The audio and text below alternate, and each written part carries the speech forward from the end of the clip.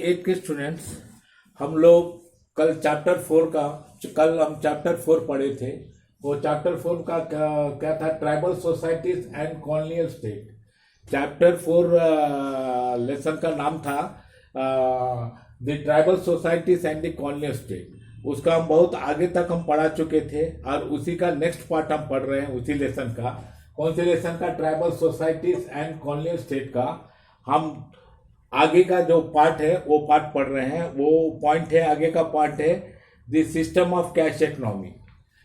Please class 8 के students अच्छी तरह से कंसंट्रेट करके सुनेंगे। बहुत इंपॉर्टेंट चीज है, ये इंपॉर्टेंट पॉइंट है। हम अब है ना जहां तक पढ़ा है उससे आगे वाला पॉइंट है the system of cash economy. इसको हम पढ़ाने जा रहे हैं। उसको कहां में The colonial authorities brought an end to the barter economy of tribal societies and introduced a cash economy. तो अंग्रेज आने के पहले है ना, ये ट्राइबल में क्या था? बार्टर सिस्टम था। बार्टर सिस्टम मतलब एक चीज के बदला में दूसरा चीज लेते थे। एक चीज देकर एक चीज के बदला में दूसरा चीज लेते थे। लेकिन अंग्रेज सरकार आकर क्या किया है? ये बार्टर इकोनॉमी को खत्म करके कैश, कौन सा इकोनॉमी को शुरू किया? Cash economy. कैश इकोनॉमी मतलब क्या हुआ? अब है ना, चीज के बदला चीज में लेकर, पैसा देकर चीज को खरीदना, इसी को क्या बोलते हैं? कैश इकोनॉमी बोलते हैं। It was followed by an influence of merchants, middle man and money lenders coming into the tribal areas when the land began to be use for cultivation of crops. अब इससे क्या हो गया? समझ गया ना? बहुत बड़ा भीड़ बढ़ गया कौन चीज का? जब कैश इकोनॉमी आ गया तो व्यापारी, मर्चेंट्स का और मिडिल मैन मतलब जो दलाल होते हैं उनका, और मनी लेंडर्स जो सूद पर पैसा देते हैं, ये लोग है ना बुरी तरह से हावी हो गए। और आके है ना ट्राइबल एरियाज में आकर इन्होंने क्या किया? समझ गए ना? ये लोग है ना ट्राइबल को है ना कहा गया क्या किया आपने?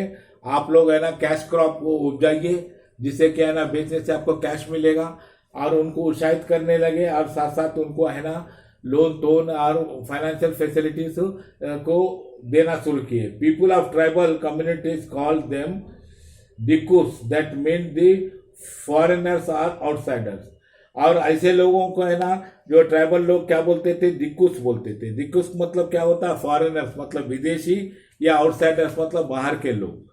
The landless tribals were compelled to work as a low paid labourers on their own lands.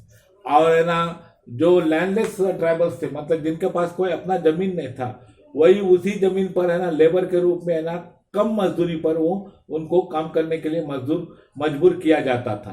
British forest law, अंग्रेज सरकार जब कायम हुआ, उन्होंने ने जंगल के ऊपर है ना बहुत सा कानून बनाया। वो कानून कौन कौन से हैं, क्या है, उसके बारे में सुनेंगे। The British realise the importance of timber. और उन्होंने, अंग्रेज सरकार ने देखा कि भारत के पास वन संपदा, बहुत बड़ा वन संपदा है। भारत के जंगल में बहुत कीमती है ना लकड़ी और पेड़े हैं। इसके लिए क्या किया? इसका अंग्रेज सरकार ने ये पेड़ और पौधे और ये लकड़ियों का महत्व को भली भांति समझ लिया, विच वॉज वेरी एक्सपेंसिव। और ये जानते थे कि बहुत कीमती लकड़ी है ना भारत के जंगल में प्राप्त है। It was obtained from the trees such as the salt, teak and deodar found in the forest. हमारे जंगल में अधिकतर है ना तो साल और टीक और दियोदर के पेड़ पाए गए थे और अभी भी है।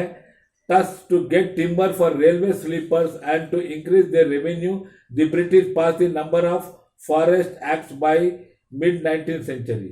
तो वो अपने स्वार्थ के लिए, अंग्रेज सरकार अपने रेलवे स्लीपर्स और अपने कोच बनाने के लिए हमारे भारत के से लकड़ी लेकर, और दूसरी बात है क्या कि हमारा भारत से अच्छा रेवेन्यू हासिल करने के लिए उन्होंने 19वीं शताब्दी में है ना नए नए जंगल के ऊपर नए नए कानून उन्होंने बनाया। Through this act they extend their control all over the forest. और इस नए नए कानून और नया नया नियम के तहत पूरी तरह से जंगली इलाका को अपने अधीन में अंग्रेज सरकार ले लिया। Some forest which produce commercially valuable timber such as deodar और साल वे डिक्लेयर रिजर्व फॉरेस्ट। और जिस जंगल में है ना अधिक मात्रा में साल और दियोदर का जो पेड़ पाए गए थे उस फॉरेस्ट को अंग्रेज सरकार ने रिजर्व फॉरेस्ट के रूप में घोषित कर दिया। No one was allowed to access this reserve zones in search of food और एनिमल्स। और इस रिजर्व फॉरेस्ट में किसी को जाने नहीं देता था, चाहे भोजन के खोज में हो, चाहे है ना जानवर के चारा के खोज में हो या किसी प्रकार के जानवर के खोज में हो, किसी दूसरे व्यक्ति को अंदर जाने नहीं दी जाती थी। Other forest were classified as a protected forest, और दूसरे फॉरेस्ट को है ना प्रोटेक्टेड फॉरेस्ट के रूप में क्लासिफाई किया गया। In the forest only limited customary rights were given to the tribal people, और इस जंगलों में ना एकदम लिमिटेड राइट्स है ना ये ट्राइबल लोगों को दिया गया। लेकिन पहले जो स्वेच्छा, जो आज़ादी थी, वो आज़ादी सब है ना ट्राइबल लोग का छीन लिया गया, खत्म कर दिया गया। Health the life of tribals which revolve around forest way transform, और जो ये आदिवासी लोगों का जिंदगी है ना कितना खुशहाल थी ये जंगलों में रहकर, और जंगलों से कितना वो लोग प्राप्त करते थे, कितना सुखी थे, वो सब इनका है ना खुशहाली और सुख है ना सब अंग्रेज सरकार है ना अपने के नियमों के तहत पूरा खत्म कर दिया। The British restricted their freedom to move in and out of forest freely and cut their rights over forest products. पहले अंग्रेज सरकार क्या किया, इनकी जो आज़ादी थी जंगल में जहाँ भी घूमना, जहाँ भी जाना, एक जगह से दूसरे जगह जाना, जो भी चीज़ काटना है, जो भी चीज़ प्राप्त करना है, बिगैर किसी से पूछे हुए अपने जरूरत के अनुसार प्राप्त करना, ये सब चीज़ अंग्रेज ने मतलब खत्म करके, और ये आदिवासियों को है ना जंगल के ऊपर किसी प्रकार का अधिकार को है ना जो अधिकार था वो सारे अधिकार को अंग्रेज सरकार ने अपने कानून के तहत छीन लिया, और छीनने लिया एक तरह से पूरी तरह से खत्म कर दिया। They were force to move to other areas to earn living, और जो जंगलों में रहकर वो लोग है ना अपनी जीविका को अर्जित करते थे, तो ये आदिवासियों को अंग्रेज सरकार ने अपने कानून बनाकर उन लोग को है ना जंगल से हटाकर दूसरे जगह पर जाकर अपनी जीविका को अर्जित करने के लिए मजबूर कर दिया। The movement of the tribals to far off areas deprive the British of cheap labour resources, और इससे अंग्रेज सरकार को फायदा क्या हो गया, वो जंगल छोड़ के अपना जीविका अर्जित करने के लिए दूसरे इलाका में गए, जहां पर अंग्रेज सरकार ने इसे है ना बहुत सस्ते में है ना इनसे है ना मजदूरी कराना शुरू कर दिया। इससे है ना अंग्रेज सरकार को एक फायदा हुआ क्या कि मजदूर लोग है ना, ये ट्राइबल लोग मजदूरी करना शुरू किए। ये मजदूरी इनको बहुत कम कीमत देकर इनसे है ना बड़े बड़े काम वो लोग लिया करते थे। In order to solve this problem the British give small tracts of land in forest to jhum cultivators,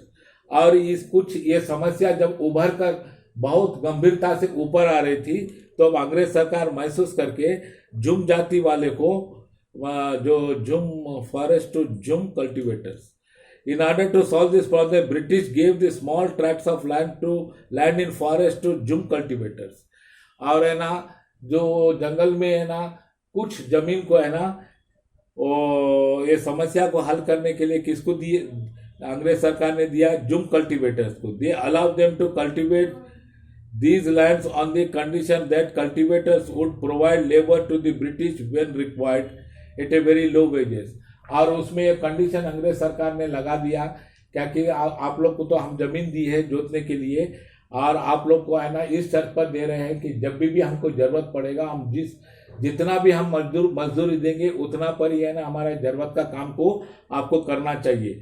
और दूसरी बात है कि आपको है ना हम है ना जिस तरह से उपयोग करेंगे, जो भी काम आपसे लेंगे वो काम है ना उस काम के बदला में जितना भी हम पैसा देंगे उतना पैसा आप स्वीकार करके है ना हमारा काम को बिना हिचकिचाहट के, बिना रोक के है ना करना चाहिए। The cultivators also looked after the forest, और इनको ये भी कहा गया है कि जंगल का भी आप देख रेख करना चाहिए आप लोग को। Consequently, in order to sustain a living, the cultivator turned to money lenders, traders, and contractors who exploited them.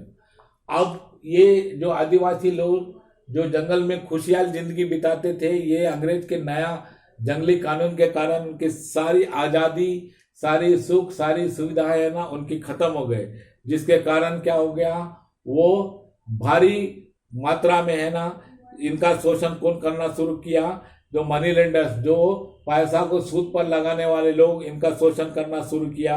जो व्यापारी लोग थे, जो जंगल के सामान, जंगल को उपज को खरीदते थे और इनसे जो व्यापार करते थे, वो लोग भी ये आदिवासियों का शोषण करना शुरू किया। और कॉन्ट्रैक्टर्स जो ठेकेदार थे वो भी है ना बुरी तरह से इनका है ना शोषण करना शुरू किया, और इनका शोषण करके ये लोग इनको बर्बाद कर दिया. Consequently, in order to sustain a living, the cultivator, thus the plight of the cultivators become miserable. और बाद में क्या हो गया समझ गए ना, ये जो कल्टीवेटर्स हुआ करते थे